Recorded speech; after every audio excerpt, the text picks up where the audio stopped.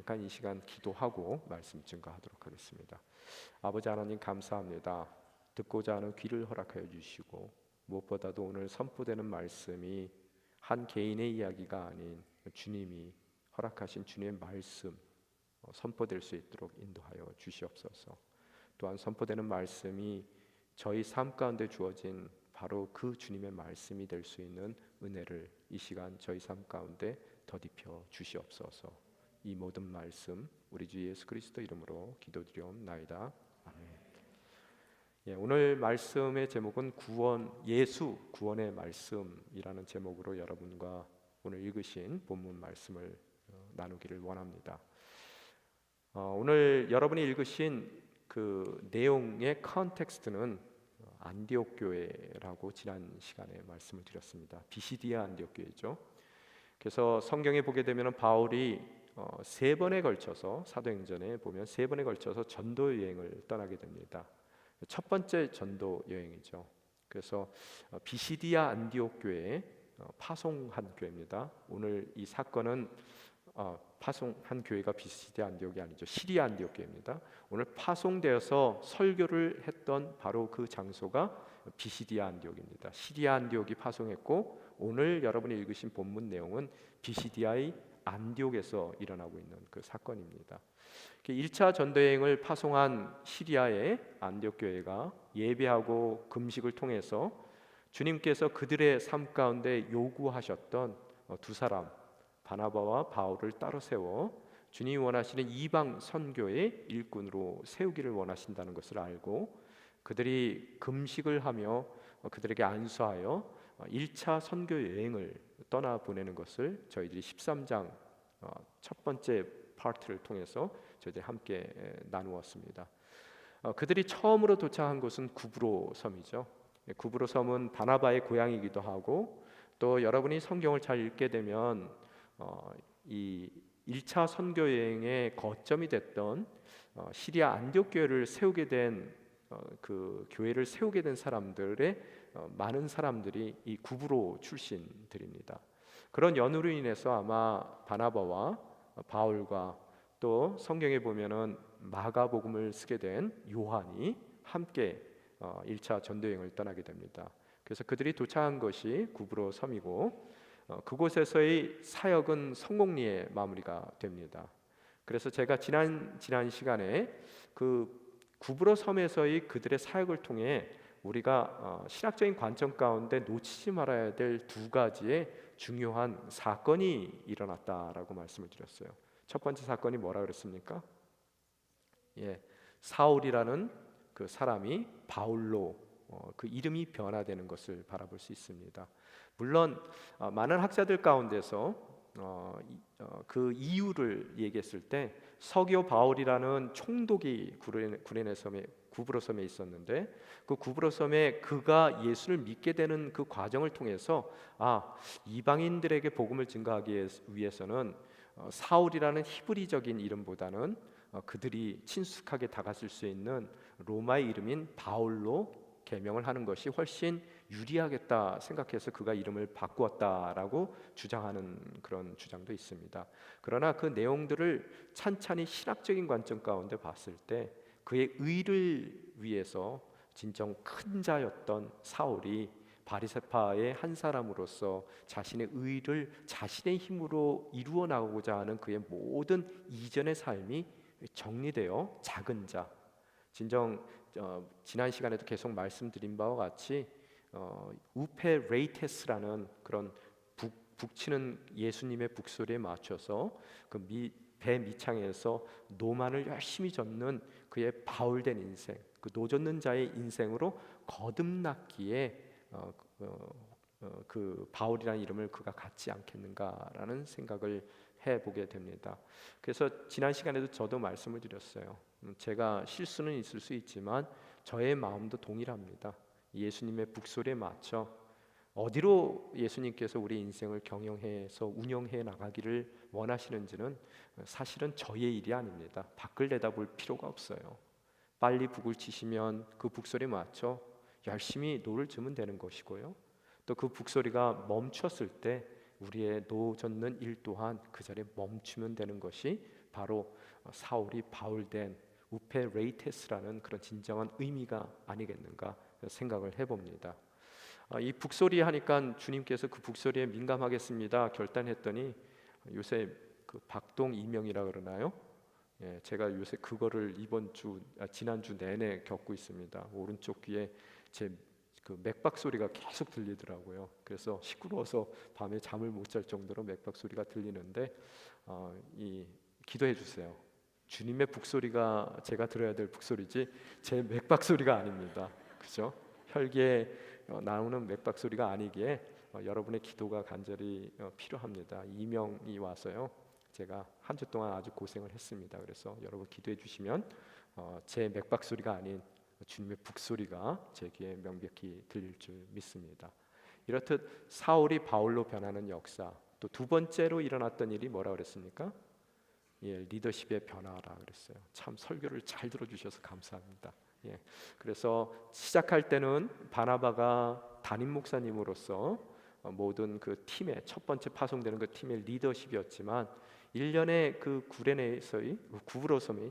구브로섬에서의 일련의 사건들을 통해서 이제 이방을 향한 주님의 새로운 역사의 주인공으로 바울이 등장하는 것을 바라볼 수 있게 됩니다. 그래서 그들이 성공리에 이 두 가지 신학적인 변화를 겪고 나서 이제 그들이 280km 떨어져 있는 버가로 배에 오르게 되는 것이고, 버가에 도착한 그들은 이제 버가에서 복음을 증거하기보다는 그들이 또 타우루스 산맥이라는 아주 험난한 산맥을 넘어야 되는 200km의 여정을 감수하고도 바울이 아마 육신의 어려움으로 인해서 병으로 인해서 안디옥으로 넘어갈 수밖에 없는 상황을 저희들이 함께 지난 시간에 공부를 했습니다. 그 안디옥에 도착했을 때 안식일이 금방 다가왔고 그 안식일 가운데 바울이 회당에서 안식일을 지키고 있었던 이방인 유대인들과 또 하나님을 경외하는 자들, 이방이지만 야훼 하나님을 믿었던 그들이 모여있는 그 자리에서 설교 말씀을 증거한 것이 바로 오늘 여러분이 읽으신 본문의 내용이더라는 거예요. 그러면 지난 시간에도 말씀드렸다시피 여러분이 한 가지 심각한 질문을 하셔야 된다는 겁니다. 그 질문 자체는 왜 오늘 이 설교가 이 성경의 본문으로 기록되었느냐는 거예요. 그죠? 그 당시에 벌써 바울이 예수님을 만난 지는 18년 정도의 세월이 흘렀습니다. 다마섹에서 예수님을 처음 만나며 그가 다마섹에서도 예수님의 복음을 증거했다 그랬어요. 그런데 그가 어려움을 겪게 돼서 예루살렘으로 옮겨갈 수밖에 없었고, 또 그 예루살렘에서도 그가 열심히 복음을 증거하다 그의 고향 다소로 도망갈 수밖에 없는 상황 가운데 그가 놓여졌다는 것을 성경을 통해 우리들이 읽습니다. 그러면 그가 다마섹에서 설교를 했을 거고, 또한 예루살렘에서도 수많은 설교들을 했을 것이고, 또한 13장 내용에서도 그가 다시 다소에서 시리아 안디옥 교회로 초청받았을 때도 1년 내내 밤과 낮 없이 그가 복음을 증거했다라고 성경 기술합니다. 그러면은 이 안디옥 교회에서도 수많은 그의 그 복음을 선포하는 설교들이 있었을 터인데, 또한 그 구브로 섬에서의 그 성공적인 사역 가운데서도 그가 정말 수많은 그런 복음을 증거하는 설교들이 있었을 터인데, 왜 그 설교들은 하나도 성경에 기록돼서 하나님의 말씀으로 남고 오늘 2000년이 지난 우리들의 삶 가운데서도 주님의 말씀으로 선포되고 있는가 반면, 왜 다른 설교들은 하나님의 말씀 가운데로, 쓰여진 말씀 가운데로 포함되지 않았느냐라는 질문을 여러분이 던져야 된다라고 지난 시간에 말씀을 드렸어요. 기억나세요? 왜 그런다고 그랬습니까?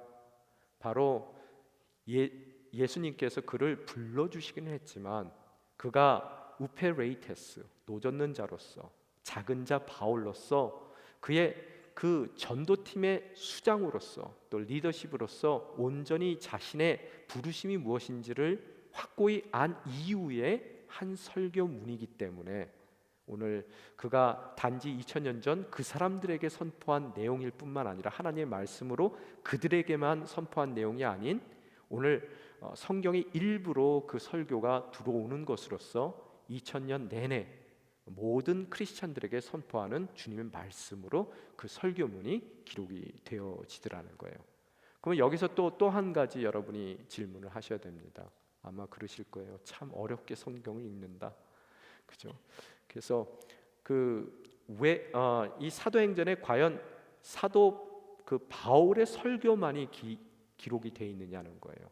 지금까지 여러분이 읽으신 13장까지의 내용을 봤을 때 두 개의 설교가 더 기록이 되어 있습니다. 첫 번째 설교가 뭐라 그랬습니까? 성령 강림 사건을 통해서 교회가 탄생하고 탄생된 교회의 가장 리더격이었던 사도 베드로를 통해서 예루살렘에서 그가 선포한 모든 설교의 내용 전문이 담겨 있습니다. 2장이에요. 또한 7장에 와서는 스데반을 죽이기 위해서 돌을 들고 있었던 그 순교 직전의 스데반이 자신에게 돌을 던지는 바로 그 사람들에게 선포하는 그의 설교의 전문이 다 담겨 있더라는 거예요. 또한 오늘 세 번째로 이 사도 바울의 설교문이 담겨 있습니다. 그럼 왜 하나님께서 이 세 설교만을 성경에 기록하게끔 허락하셨는가를 또 물으셔야 된다는 거예요. 참 어렵게 성경을 읽죠. 목사니까 그렇게 읽을 수밖에 없습니다. 그래서 여러분이 그 은혜를 함께 나누기를 원하는 거예요.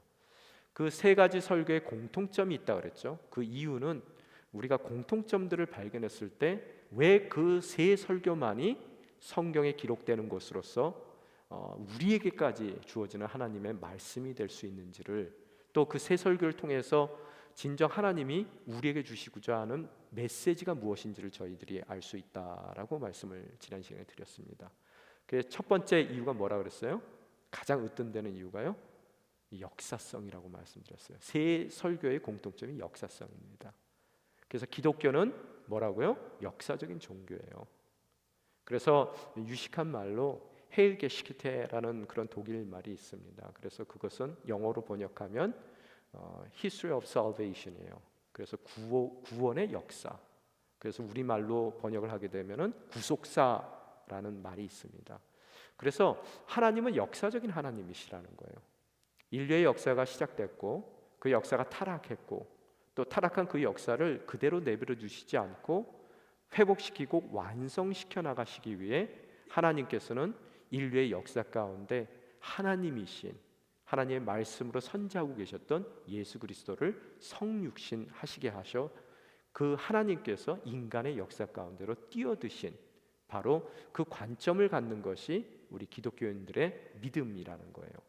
그러면 그 역사성이라는 것이 우리 삶 가운데 주는 그런 의미를 제가 지난 시간에 잠깐 나눠봤습니다. 죄송해요. 어렵습니다. 그렇지만 꼭 해야 될 이야기라 제가 여러분에게 각오하고 드리는 거예요. 다시 한번. 그래서 역사성이라는 의미가 첫 번째 뭐라 그랬습니까?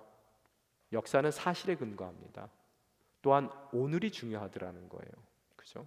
그래서 하나님께서 진정 사실적인 그런 역사의 사건들을 통해 움직이고 계신다는 것을 우리들이 알 수 있다는 거예요. 그래서 이전의 역사 가운데 그 역사를 통해 움직이셨던 하나님이 오늘 또한 우리의 삶 가운데 역사의 일부로 살고 있는 이 하루 가운데, 여러분의 일상 가운데, 여러분의 직장 가운데, 여러분의 가정 가운데, 여러분의 모든 일상에서의 삶 가운데 역사하시는 하나님이라는 거예요. 그래서 예수를 믿을 때 우리는 보통 죽어 천국 가기 위해서 예수를 믿습니다 라고 얘기하는데요, 그뿐만 아니라 오늘 그 인류의 역사의 한 중앙 가운데 살고 있는 우리의 삶을 통해 완성시키고자 하는 하나님의 역사, 새하늘과 새 땅이 이 땅 가운데 임하는 그날, 예수 그리스도께서 다시 한번 이 땅 가운데 돌아오시는 그날, 인류의 역사를 완성시키기 위한 그 완성을 향한 하루를 살고 있는 우리의 하루의 삶 가운데, 그 일상 가운데 주님께서 그 우리의 일상을 통해, 우리의 삶을 통해 그 역사들을 완성시켜 나가신다는 것을 여러분이 바라볼 수 있어야 되더라는 거예요.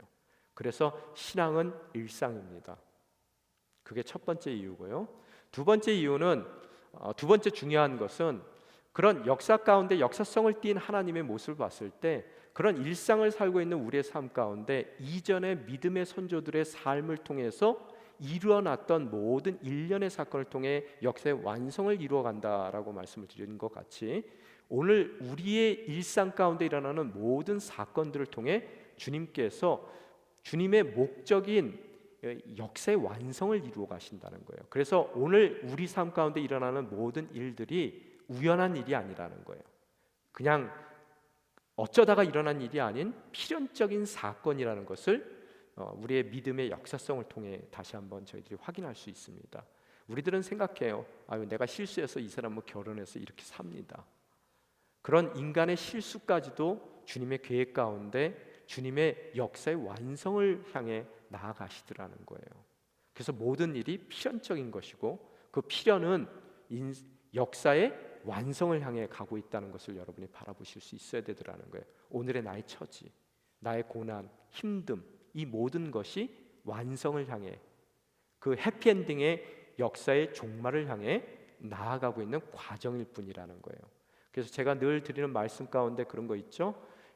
이 신데렐라가 아무리 힘들다 하더라도 나중에 그 왕자가 구두 갖고 찾아올 거 알면은 힘들어요, 안 힘들어요?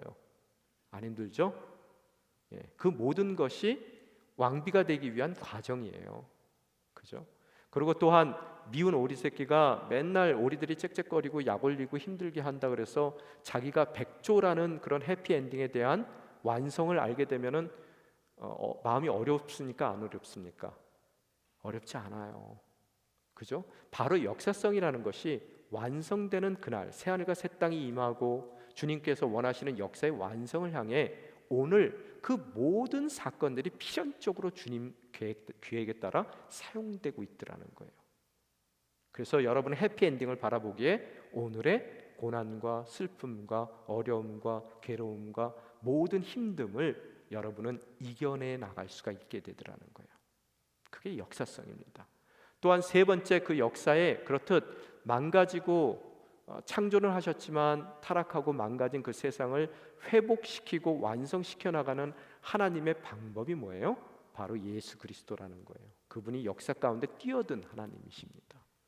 그래서 이 역사의 가장 클라이막스는 오신 예수님과 오실 예수님의 사건이에요.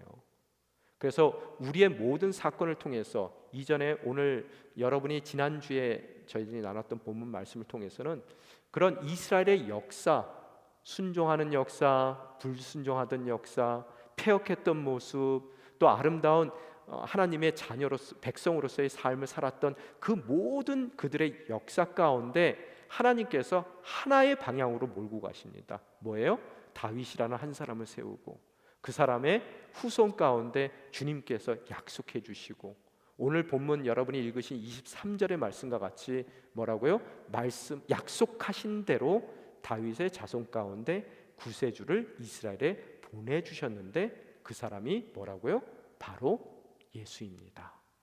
바로 그 일들을 이루기 위해 이전의 구약의 모든 역사를 통해서 긍정적인 그들의 반응과 순종을 통해서도, 또 부정적인 그들의 반응과 불순종을 통해서도 주님께서는 역사의 클라이막스인, 그 역사의 완성을 이루기 위한 주님의 선택이자 방법인 역사 가운데 뛰어드신 성육신하신 바로 그 하나님의 그 실체인 예수 그리스도를 통해서 주님께서 그 일들을 이루어 가시더라는 거예요. 우리 인생도 마찬가지입니다. 여러분과 저의 인생을 통해서, 일상을 통해서, 우리의 실수를 통해서, 우리의 아픔을 통해서, 우리의 괴로움을 통해서 주님께서는 그것이 순종해서 기쁜 모습이든 불순종해서 정말 주님 보시기에 합당치 못한 모습이든 우리의 일상을 통해서, 우리 자손들의 모습을 통해서 어떻다고요? 다시 오실 예수 그리스도를 예비하는 삶을 살도록 하고, 그 예비된 우리의 삶을 통해 다시 오시는 예수 그리스도를 통해서 주님께서 궁극적으로 원하시는 역사의 완성을 이루어 가시더라는 거예요. 얘기가 이해가 됐습니까? 또한 마지막으로 네 번째, 그 모든 역사의 완성을 이루기 위한 모든 이 역사의 주관은 누가 하신다고요? 하나님 아버지께서 하신다는 거예요. 역사의 주관자시다. 그분은 어떤 분이십니까? 세상을 말씀으로 창조할 만큼 능력이 있는 분이세요. 그죠? 또한 그분은 어떤 분이세요? 저와 여러분을 사랑하기에, 모든 인류를 사랑하기에 그 아들 예수 그리스도도 아낌없이 내어주시는 사랑의 하나님이시라는 거예요. 능력과 사랑, 그 두 가지를 갖춘 하나님 아버지께서 우리 역사의 주관자시라는 거예요. 그럴 때 우리는 마음 놓고 그분의 목적이 이루어질 수 있도록 우리의 삶을 그분 앞에 온전히 드릴 수 있게 되더라는 겁니다. 하여튼 그래서 23절 말씀으로 다시 돌아가겠습니다. 모든 역사를 위해서 준비되었고 또 주님께서 약속하신 대로라고 써 있어요. 오늘 여러분이 읽으신 본문 가운데서도 계속 두 가지가 반복되는 얘기가 나오는데, 첫 번째 게 약속하신 대로, 두 번째는 말씀하신 대로예요. 그분이 주신 말씀대로, 또한 그분이 우리에게 언약으로 주신 약속대로 모든 역사의 사건들이 진행되고 있더라는 거예요. 그래서 어떻게 된다고요? 다윗의 자손 가운데 구세주를 보내주셨는데 그분이 예수예요. 그죠? 자, 오늘 그런 오신 예수님에 대해서 그가 잠깐 설명을 하고 있습니다. 그 오신 예수님을 맞이하는 세상의 반응이 어떤지를 그가 두 가지 정도로 설명을 하고 있어요. 첫 번째 예가 뭐냐 하면은 오늘 24절 25절의 말씀입니다. 한번 저희들이 같이 읽겠습니다. 24절 시작. 예수께서 오시기 전에는 모든 백성들에게 선포했습니다. 그리고 요한은 끝마칠 무렵 너희는 나를 누구라고 생각하느냐? 나는 그리스도가 아니다. 그러나 그리스도는 내 뒤에 오실 것인데 나는 그분의 신발 끈을 풀 자격도 없는 사람이다 라고 말했습니다. 그 오신 예수님에 대해 한 가지 사건을 들어 사람들의 반응을 설명을 하고 있어요. 그 사건이 뭐냐면은 바로 세례 요한에 대한 얘기입니다. 그는 누굽니까? 모든 대부분의 종교인들이, 종교 지도자들이 정말 멋진 옷을 입고 성전에서 부귀영화를 누리고 있을 그 당시에 그는 석청과 메뚜기를 먹고 광야에 외치는 소리로 낙타 털로 된 옷을 입었던 가죽띠를 맨 바로 그 사람이라는 거예요. 뭐 낙타 털 하면은 여러분 생각하시겠지만 뭐 좋은 거 입었네 그러실 거예요. 그죠? 캐시미어 울보다 훨씬 좋은 거. 근데 그런 의미가 아니라 하여간 광야에 외치는 목소리로 저희들이 소리로 받아들일 수가 있는데, 그만큼 그가 깨어있는 사람이었고 그 깨어있는 사람이 선포하는 광야에서의 메시지는 회개의 세례에 대해서 선포를 하게 되는 것이고, 진정 하나님 손에 들려졌던 하나님의 북소리에 민감했던 우페레이테스적인 삶을 살았던 그였기에 그의 말씀은 사람들의, 모든 이스라엘 백성들의 마음을 흔들었다는 거예요. 그래서 많은 역사들이 그의 말씀 선포를 통해 이루어집니다. 근데 문제는 뭐냐 하면 그런 회개의 세례에 대한 선포가 그의 가르침의 중심에 있었다면 그가 평생을 살며 한 가지 그가 끊임없이 외쳤던 음성이 하나 있어요. 그 음성이 뭡니까? 오늘 여러분이 읽으신 25절에도 나온 것 같이 그가 이제는 자신의 죽음을 직감하고 이제 모든 사역이 끝마무리되는 그 시점 가운데 또 우리의 목소리로 제자들에게 물어봅니다. 너희들은 날 누구라고 생각하느냐? 그러면서 하는 얘기가 나는 절대로 그리스도가 아니다 라고 이야기를 하는 거예요. 너무나 놀라운 사건이 있고 사람들의 마음에 심금을 울리는 그 변화의 메시지를 전하는 그 낙타털 입은 광야에 외치는 소리가 그들이 기다리고 있었던 메시아라고 생각을 했단 말이에요. 그죠? 그래서 참 여기서 아이러니한 것이 뭐냐면 자기는 아니라 그러는데 세상은 자꾸 기래요. 그것이 오늘 일상 가운데서도 일어날 수 있다는 거예요. 그래서 그의 삶 가운데 그가 끊이지 않고 붙들고 있었던 것은 나는 아니다예요. 나는 아니다. 오늘 성경에도 25절에 보니까 나는 그리스도가 아니다라고 우리말 성경에는 번역이 되어 있는데요. 원어 성경에 보게 되면은 에이고 에이미 욱이라는 단어가 써 있더라고요. 그 얘기는 뭐냐면 나는 그가 아니다라는 얘기예요. 그리스도라는 말은 안 써 있습니다. 그런데 문법적으로 봤을 때 죄송해요. 헬라어에는 항상 동사의 그 어미가 주어가 무엇인지를 가리키고 있어요. 담고 있습니다. 그래서 보통 헬라어에서는 주어가 생략되는 경우가 많아요. 그런데 오늘 이 본문 말씀을 헬라어의 원문으로 봤을 때 주어가 반복이 됩니다. 그래서 정확하게 얘기하면은 I am not him. 그런 소리예요. 나는 그리스도가 아니다 라고 이야기를 하고 있다는 거예요. 그 얘기는 뭐냐면 그가 평생을 거쳐서 내가 그리스도가 아니다, 나는 그의 길을 예비하는 자다 라고 얘기함에도 불구하고 그를 그리스도로 여기는 많은 사람들 가운데 나는, 너희들이 메시아라고 생각하는 나는 결단코 결코 그리스도가 아니다 라는 이야기를 끝까지 유언적으로까지 그가 남기고 있더라는 거예요. 그런데 사람들은 아이러니하게 그를 그리스도로 생각하고 여겨가더라는 거예요. 그래서 뭐라고요? 그 신발끈을 풀 정도로 노예가 될 만한 자격도 없는 그저 광야에 외치는 소리라는 것을 그가 다시 한번 확인하고 있더라는 거예요. 그게 첫 번째 반응입니다. 예수 그리스도에 대한 반응. 두 번째 반응은 오늘 26절에 나오게 됩니다. 26절 같이 읽겠습니다. 시작. 아브라함의 자손인 형제들이여, 그리고 하나님을 경외하는 이방 사람들이여, 하나님께서 이 구원의 말씀을 우리에게 보내주셨습니다. 다시 그가 이 똑같은 가장 중요한 메시지를 전하는데 그 메시지가 뭐예요? 하나님께서 구원의 말씀을 우리에게 보내주셨다는 거예요. 이 구원의 말씀이 뭡니까? 그가 얘기하는 바울이 23절 다시 올려주십시오. 뭐라고 써 있습니까? 하나님께서 약속하신 대로 다윗의 자손을 통해서 구세주를 보내주셨는데 그 보내준 그분이 바로 누구라고요? 예수라고 표현을 하고 있어요.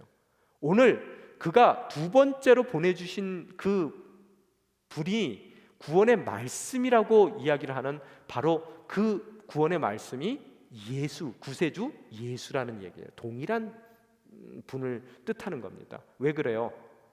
여러분, 예수님은 요한복음에서 나온 것 같이 말씀으로 선지하셨던 분이세요. 로고스로서 선지하셨고 그분의 말씀, 하나님의 말씀으로 선지하셨던 성자의 삶을 통해, 성자를 통해서 이 세상의 모든 것이 다 창조되었다라고 이야기하고 있습니다. 그래서 예수님은 살아계신 하나님의 말씀이에요.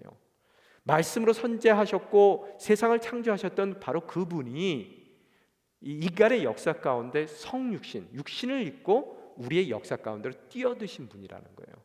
그래서 그 예수님을 다시 한번 사도 바울은 구원의 말씀이 우리 삶 가운데로 보내졌다라고 표현을 하고 있더라는 거예요.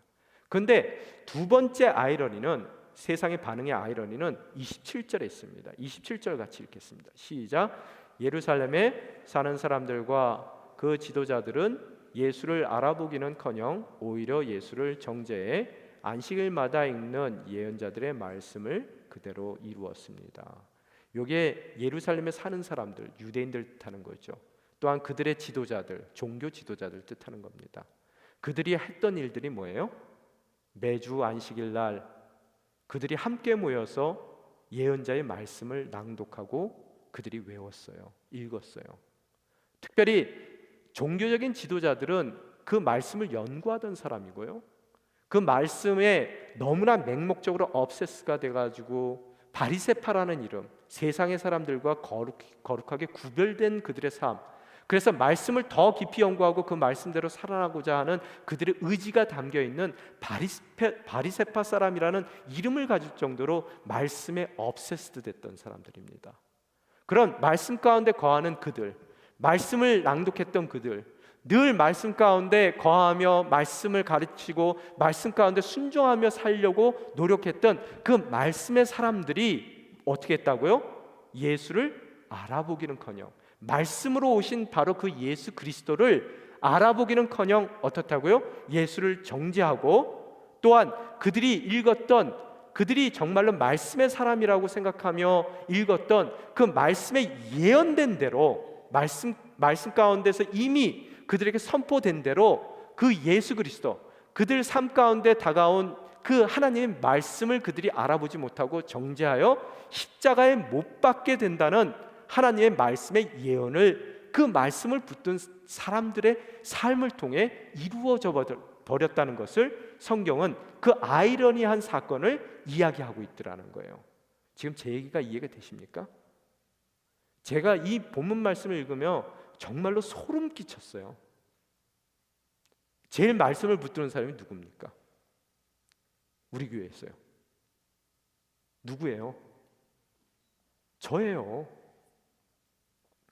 제가 늘 말씀을 읽고 말씀대로 행하고 말씀대로 살아가고 또 그 말씀을 여러분에게 선포하고 또 누구보다도 그 말씀에 근거한 삶을 살아야 되는데, 오늘 이 아이러니한 모습을 봤을 때 오늘 이 모든 상황들이 오실 예수님에 적용될 수 있다면 행여 저의 말씀 붙들고자 하는 저의 삶이 오히려 오실 예수님의 길을 방해하고 또 그분을 다시 십자가에 못 박는 성경에 예언된 삶을 행여 살지는 않을까라는 두려운 마음이 생겼어요. 너무너무 무섭더라고요. 그죠?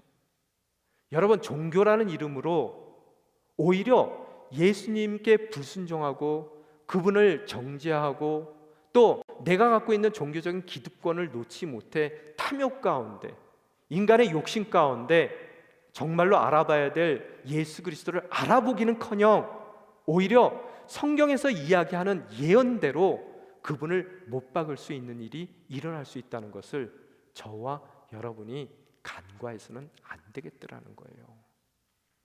오늘 구약시대에 그들의 삶을 통해서 주님께서 이렇듯 예언하신 대로 말씀이신 예수 그리스도를 그들의 삶 가운데 보내주셨고 그분의 십자가가 필요하다는 것을 주님께서 계획하셨고 그 계획을 이루어드리는데 말씀에 가장 깨어 있어야 될 그 사람들에 의해 십자가에 못 박혀 죽어가는 그런 주님의 예언이 오늘 말씀 가운데 성취되었다는 것을 그가 얘기하고 있더라는 거예요. 여러분, 교회를 망치는 사람은 교회 밖에 있는 사람들이 아닙니다. 주님이 원하시는 주님의 일을 가라막는 것은 여러분, 이 세속적인 무신론자들이 아닌 바로 예수를 믿고 있는 또 예수의 가장 말씀 가운데 가까이 있다라고 생각하는, 또한 가장 기도 가운데 무릎을 꿇고 주님 앞에 나아간다고 생각하는, 가장 큐티를 열심히 한다라고 생각하고 가장 예배에 목숨을 건다고 생각하고 누구보다도 교회에 대해서 내가 많이 알고 있다라고 생각하고 그 예배에 진정 하나님이 임재하다라고 생각하며 나아가는 모든 종교적인 교만 가운데 빠져있는 우리의 삶을 통해 오늘 이렇듯 십자가의 사건들이 이루어질 수 있다는 것을 우리들이 잊어서는 안 되더라는 거예요. 얼마나 무서운 얘기입니까?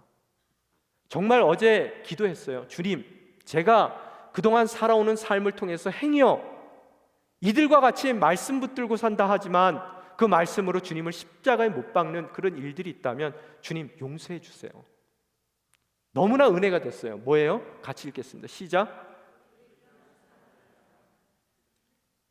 두려움과 떨림 가운데 도저히 주님 목회 무서워서 못하겠습니다 라는 생각을 가졌을 때 주님께서 그러시더라고요. 돌이키면 살아나리라. 오늘 여러분의 삶은 어떻습니까? 그동안 여러분이 가졌던 모든 영적인 교만 때문에 저와 함께 예수님을 십자가에 못 박지는 않으셨습니까? 돌이키면 살아나리라.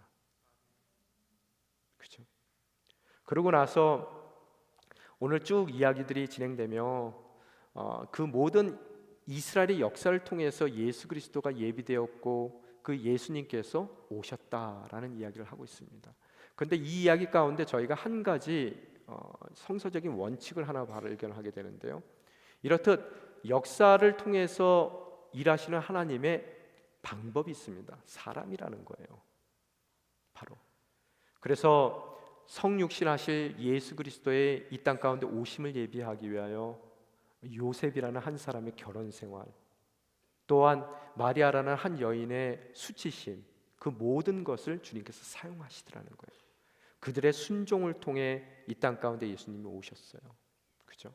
또한 여러분이 동시에 바라볼 수 있는 것은 이렇듯 말씀 가운데 거하는 종교의 지도자들을 통해서 그들의 불순종을 통해서도 예수님께서 오신 예수님께서 세상의 역사를 완성해 나가는 하나님의 계획 가운데 쓰임 받더라는 거예요.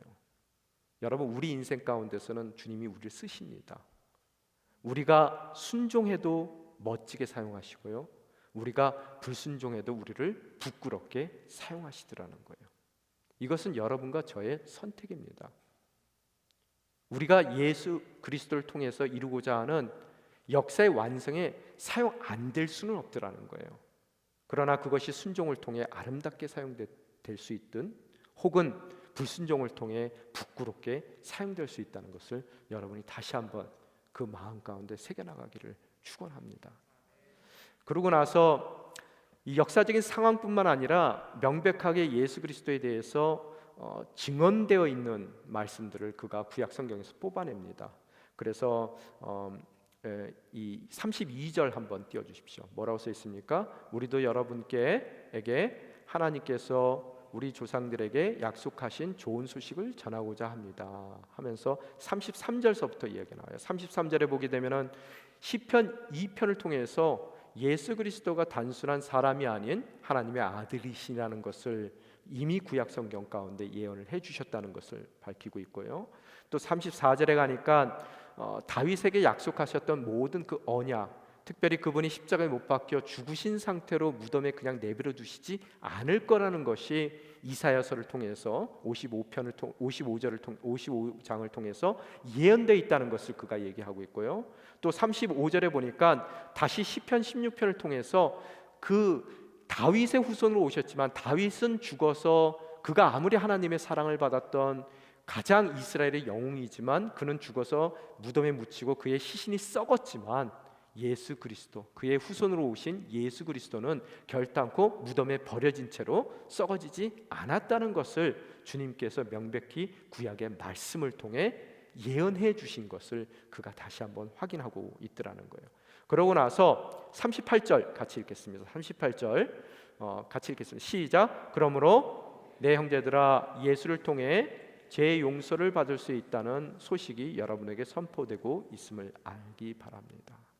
그래서 이 모든 역사를 통해 또 명백한 말씀을 통해 우리 삶 가운데 예수 그리스도를 통해서 타락한 우리의 삶과 우리의 역사를 회복시키고 완성시켜 나가신다는 것을 여러분이 알기 바란다라고 말씀하세요.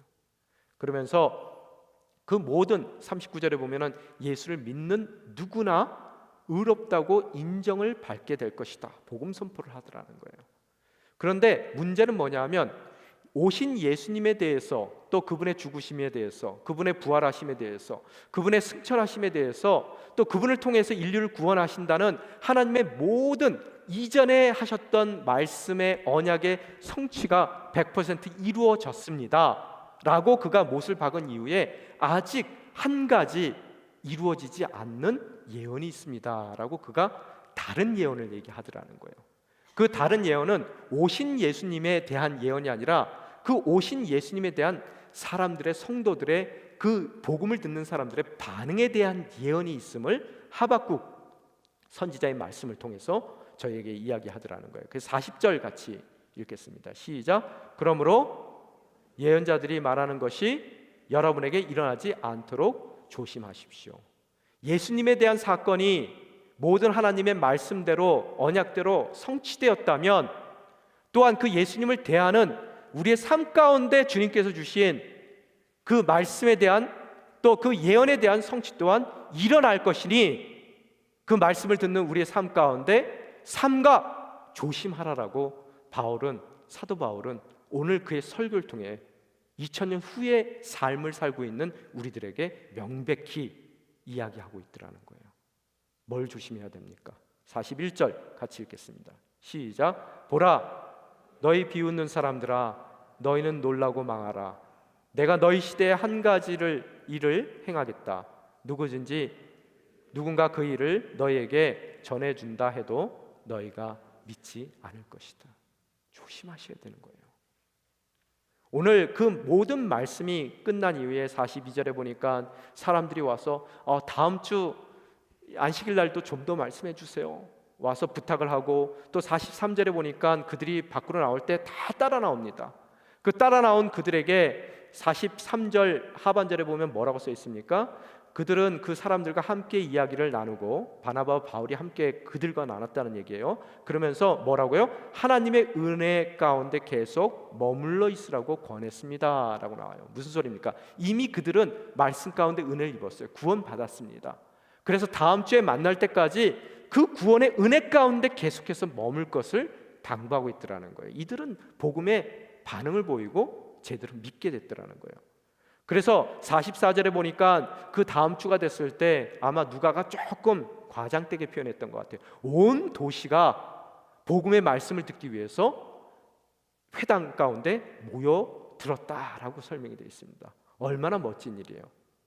그러면은 하박국을 통해서 주신 주님의 예언이 성취가 안 됐습니까? 45절 같이 읽겠습니다. 시작. 그 무리를 본 유대 사람들은 시기심으로 가득 차 바울이 말하는 것을 반대하고 모욕했습니다. 이것이 오늘 우리 삶 가운데서도 동일하게 일어나게 되더라는 거예요. 누구를 통해서요? 가장 말씀을 붙들 만한 바로 그 사람들을 통해서요. 가장 기도의 자리에 열심으로 나가는 그 사람들을 통해서요. 가장 큐티를 열심히 하는 바로 큐티의 리더들을 통해서요. 가장 예배에 열심을 품고 그 예배의 자리에 나오는 바로 그 예배자를 통해서요. 오늘 동일한 자신들의 기득권을 놓지 못해 주님의 멈춘 그 북소리를 듣지 못해 오히려 그 말씀을 통해서 예언됐던 모든 일들을 이루는 우리의 삶이 될 수 있다는 것을 성경은 강하게 경고하고 있더라는 거예요. 오늘 그런 반대와 모욕에도 불구하고 많은 사람들이, 이방 사람들이 주님 앞으로 모입니다. 48절 같이 읽겠습니다. 시작. 이 말을 들은 이방 사람들은 기뻐하며 주의 말씀을 찬양했습니다.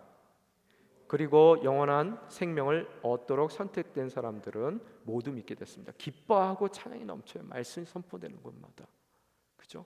그러고 나서 모든 선택된 사람들은 예수를 모두 믿게 됐다고 써 있습니다. 49절에 보니까 온 지방 근처에 그 말씀이 두루 퍼지게 되는 것이고요. 52절에 보니까 제자들은 기쁨과 성령으로 충만했습니다라고 써 있어요. 너무나 멋진 놀라운 역사가 비시디아 안디옥 교회에 일어나게 되더라는 거예요. 그런데 어떠한 얘기가 써 있습니까? 오늘 그 시기심으로 가득 차 바울의 말하는 것을 반대하고 모욕한 사람들이 어떤 일을 했습니까? 50절 띄워주십시오. 같이 읽겠습니다. 시작. 그러나 유대 사람들은 경건한 귀비인들과 그 도시의 지도자들을 선동해 바울과 바나바를 핍박했고 결국 그 지방에서 그들을 강제로 내쫓았습니다. 뭐라고요? 시기심으로 가득했어요. 나의 기득권을 도저히 놓을 수가 없었습니다. 그래서 그 교회의 가장 중심이 될 수 있는 바로 그 사람들이 선동을 했어요. 그래서 어떻게 했습니까? 하나님의 말씀을 전하는 바울과 바나바를 핍박했고 결국 그 지방에서 강제로 내쫓게 되더라는 거예요. 조심하셔야 됩니다. 깨어 있어야 되는 거예요. 그리고 이 말씀 가운데 저는 어제 질문을 했어요. 그러면 왜 이들이 그들에게 가서 복음을 한 번 더 전해보지, 왜 그들은 그들에게 복음을 전가하지 않고 51절에 보니까 발바닥에 먼지를 털고 가버리더라는 거예요. 이구디온으로요. 왜 그랬을까? 말씀의 성취입니다. 여러분, 사람의 힘으로 되는 게 아니에요. 이미 말씀되어 있어요. 그러기에 아무리 바나바가, 바울이 그들에게 말씀을 증거한다 해서 변화될 게 없다는 거예요. 여러분, 예수 그리스도의 보혈은 모든 것을 말끔히 씻어냅니다. 오늘 행여 저와 여러분이 시기심으로 가득 차 그들을 박해하고 진정한 말씀의 선포를 막아 들어섰고 또 다시 오실 예수님의 그 길을 예비하기는커녕 오히려 그 오시는 예수님의 길을 가로막고 있었습니까? 예수의 보혈을 의지합시다. 함께 돌이킬 때 진정 사는 것 같이 살 수 있는 하나님의 역사의 완성의 주인공이 될 수 있는 그런 아름다운 삶으로 주님께서 살도록 우리의 삶을 인도해 주실 줄 믿습니다. 그런 삶을 살아가는 저와 여러분이 되시기를 주님의 이름으로 축원합니다. 이 시간 함께 기도하며 나아가길 원합니다. 주님, 두렵습니다. 주님, 항상 말씀을 붙들고 있는다 하지만 저희가 행여 예언된 조심해야 될 그 일 가운데 넘어져 오히려 예수님의 오시는 길을 방해하고 있는 그런 방해자의 삶을 살고 있지는 않습니까? 저희가 방해한다고 예수님께서 이루실 그 모든 일들이 방해되는 것 아니라는 것 저희들이 알고 있습니다. 우리의 순종도 사용하시지만 우리의 불순종까지도 사용하시는 주님의 그 역사의 주관자로서의 능력이 있기에 진정 저희가 선택할 수 있는 그 어떤 것도 없음을 저희들이 깨닫습니다. 이 시간 오늘날까지의 우리의 삶이 조심하지 못하여 오히려 우리의 불순종으로 인해서 주님께 누가 되는, 교회에 누가 되는 삶을 살았다면 이 시간 십자가의 보혈을 더욱더 의지하며 나아가길 원합니다. 주님, 돌이킬 수 있는 은혜를 더 입혀주시고 진정 돌이키면 살아나리라는 주님의 그 언약을 붙들며 새로운 역사의 주인공으로 완성된 그 역사의 그런 예수 그리스도가 다시 오시는 새하늘과 새 땅이 임하는 그날에 진정 신랑 되시는 예수님의 순결한 신부로 우리의 삶이 예비될 수 있도록 우리를 돌이켜 주시옵소서. 우리를 붙잡아 주시옵소서. 함께 기도하며 나아가시겠습니다.